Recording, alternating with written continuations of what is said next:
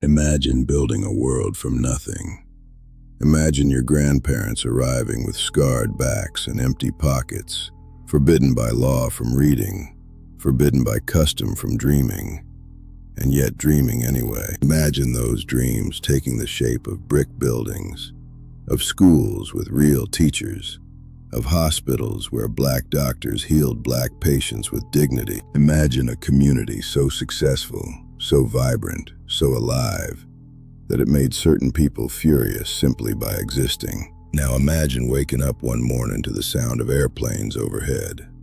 Not planes carrying mail or passengers, planes dropping fire. This is not a scene from a war movie. This is not a dystopian novel. This is not a scene from a war movie. This is not a dystopian novel.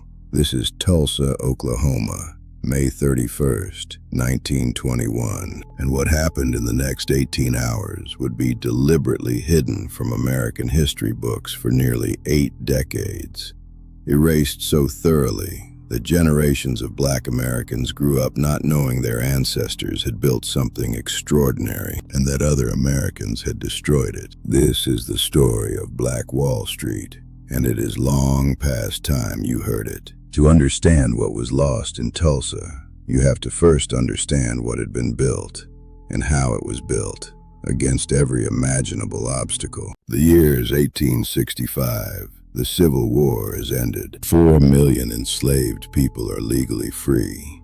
But freedom without land, without capital, without political protection, is a fragile and dangerous thing. The federal government briefly considered 40 acres and a mule for formerly enslaved people. That promise was revoked almost immediately. Black Americans were left to fend for themselves in a country that still despised them, yet some of them found a way. Oklahoma Territory, in the late 1800s, was a peculiar place. A borderland, a frontier, a space where the old rules of the Deep South hadn't fully calcified. Black settlers, some of them formerly enslaved by Native American tribes during the Trail of Tears era, began staking claims in this raw land. They built towns, all black towns, dozens of them, with names like Bowley, Langston, and Clearview, towns where a black man could own property, hold office, and walk down the street without lowering his eyes. And then came oil. In 1906, oil was discovered beneath Tulsa's surrounding lands. The city exploded with wealth almost overnight. Black Tulsans, many of them living in a neighborhood called Greenwood, just north of the train tracks that divided the city, found themselves positioned to participate in this new economy. And participate they did. O.W. Gurley was one of the first architects of what Greenwood would become. He arrived in Tulsa in 1906 with a degree from Atlanta University and a fierce, deliberate vision. He bought land along a dirt road and sold lots exclusively to black buyers. He built the first grocery store, and then a rooming house, and then more. He wanted a community that didn't need to beg at the back doors of white-owned establishments. He was not alone. John the Baptist Stratford, J.B. Stratford, built the Stratford Hotel, a 54-room establishment that was, at the time, the largest black-owned hotel in the United States. A.J. Smitherman launched the Tulsa Star, a black newspaper that didn't mince words about injustice. Dr. A.C. Jackson, described by the Mayo Clinic as perhaps the most able Negro surgeon in America, operated in Greenwood, tending to his community with extraordinary skill. By 1921, the Greenwood district had over 35 blocks of black-owned businesses. There were 2 newspapers, 2 movie theaters, law offices, real estate firms, a library, schools, churches, a hospital, a bus line, and a hotel. The dollars that entered Greenwood circulated within Greenwood 19 times over before leaving the community, according to some estimates. Booker T. Washington, the great educator and orator, visited and was so astonished by what he witnessed that he coined a phrase that would echo through history. He called it Black Wall Street. America in the 1920s was not a country at peace with black success. The same year that Black Wall Street thrived, the Ku Klux Klan was experiencing its greatest revival in American history, boasting over 4 million members nationwide, including politicians, judges, and police officers. The ideology of white supremacy was not fringe, it was mainstream. It wore suits and carried gavels. In Tulsa, specifically, racial tension had been simmering for years. White residents watched Greenwood's prosperity with a volatile mixture of resentment and disbelief. A prosperous black neighborhood was, to the white supremacist imagination, an act of insolence. It took one small, disputed moment to ignite everything. On May 30th, 1921, a 19-year-old black shoeshiner named Dick Rowland entered an elevator in a downtown Tulsa building. The elevator was operated by a 17-year-old white girl named Sarah Page. What happened inside that elevator car remains unknown to this day. Sarah Page herself never pressed charges and later asked for the case to be dismissed. Most historians believe Rowland may have stumbled and grabbed Page's arm by accident. Whatever happened was minor, accidental, and entirely unresolved. It didn't matter. The next morning, May 31st, the Tulsa Tribune ran a front-page story with an inflammatory headline: "Nab Negro for attacking girl in elevator." In a city already marinating in racial hostility, that headline was a match dropped onto dry wood soaked in gasoline. Dick Rowland was arrested and held at the Tulsa courthouse. A white mob began to gather outside. Hundreds of men, many of them armed, their voices rising with a purpose that had nothing to do with justice, and everything to do with something much older and much darker. Word reached Greenwood. Black veterans of World War I, men who had crossed oceans to fight for a democracy that had never fully claimed them, took up their weapons. They were not going to stand by while a young man was lynched. A group of them, roughly 75 strong, marched to the courthouse to offer their protection. The confrontation was brief. A shot rang out. No one knows from which side. And after that single shot, the world came apart. What followed was not a riot.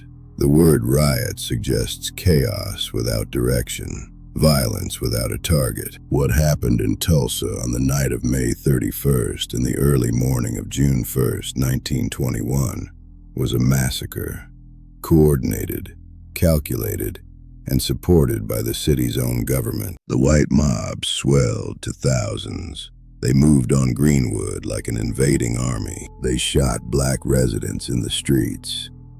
They dragged people from their homes. They set fire to everything they could reach, block by block, building by building. The 35 glittering blocks of Black Wall Street began to burn. But what made Tulsa categorically different from other racial atrocities of the era, and there were many, was what happened in the sky. Private airplanes circled low over Greenwood.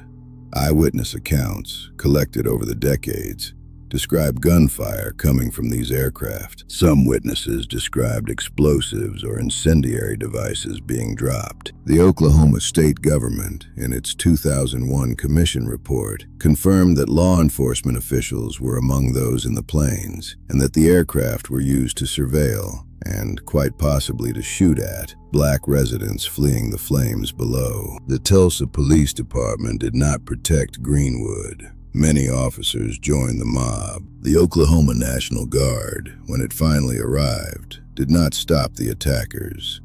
It arrested black survivors by the thousands, interning them in holding facilities around the city, some at gunpoint. Dr. A.C. Jackson, the brilliant surgeon whom even white physicians had praised as one of the finest in the nation, walked out of his home with his hands raised in surrender. He was shot dead in his front yard. By the time the fire burned out on June 1st, 1921, over 35 blocks of Greenwood had been reduced to ash and rubble. An estimated 1,256 homes were destroyed. Hundreds of businesses gone. Schools, churches, the library, the hospital, All of it. Burned. The death toll remains contested to this day. Official records listed 36 dead, but investigators, historians, and survivors have long believed the real number was far higher, potentially 300 people or more, with bodies buried in mass graves that have never been fully located or accounted for. In 2020, excavations in Tulsa confirmed the presence of human remains in areas consistent with survivor testimony. Over 10,000 Black Tulsans were left homeless overnight. The physical destruction of Black Wall Street was catastrophic, but what happened next was a different kind of violence. Quieter, more patient, and in some ways, even more sinister. They erased it from the record. Tulsa newspapers that had inflamed the massacre quietly removed their most inflammatory coverage from their archives. The city conducted an official investigation, then buried its own findings. Insurance claims filed by Black survivors, thousands of them, were denied, almost universally, on the grounds that the destruction had been caused by a riot, a classification that conveniently excluded coverage. The survivors were not compensated. They were not relocated. Many were forbidden from rebuilding in Greenwood at all. City officials attempted, though ultimately failed, to rezone the land for industrial use. Those who rebuilt did so without government assistance, without insurance payouts, clawing their way back out of ruins with only their own hands and their own determination. And then, as the decades passed, the silence deepened. The Tulsa Race Massacre was not taught in Oklahoma schools. It was not included in American history textbooks. It was not discussed in polite company. It was not ignorance. It was policy. For nearly 80 years, the story of Black Wall Street lived only in whispers, in the testimony of aging survivors, in the oral histories passed between grandparents and grandchildren, in the stubbornly preserved memory of a community that refused to completely forget what it had lost. Then, slowly, the silence cracked. In 1997, the Oklahoma State Legislature formed the Tulsa Race Riot Commission, later renamed the Tulsa Race Massacre Commission, because the word mattered. Their 2001 report was a landmark document. It confirmed the massacre's scope, confirmed the involvement of law enforcement and government officials, confirmed the use of aircraft, and recommended reparations for survivors and their descendants. Those reparations were never paid, but the story could no longer be contained. In 2021, on the 100th anniversary of the massacre, President Joe Biden became the first sitting American president to visit Greenwood, standing before the last 3 known living survivors, Viola Fletcher, Hughes Van Ellis, and Leslie Benningfield Randall. Viola Fletcher, testifying before Congress, said something that no history textbook could have captured. "I have lived through the massacre every day. Our country may forget this history, but I cannot." The story of Black Wall Street is not merely a story about what was destroyed. It is a story about what was possible, what Black Americans built when given even the narrowest margin of space and peace. It is a story about memory, because you cannot build a just future on a buried past. The ground always remembers what was planted in it and what was burned. This story is drawn from verified historical records, the 2001 Commission report, and survivor testimonies.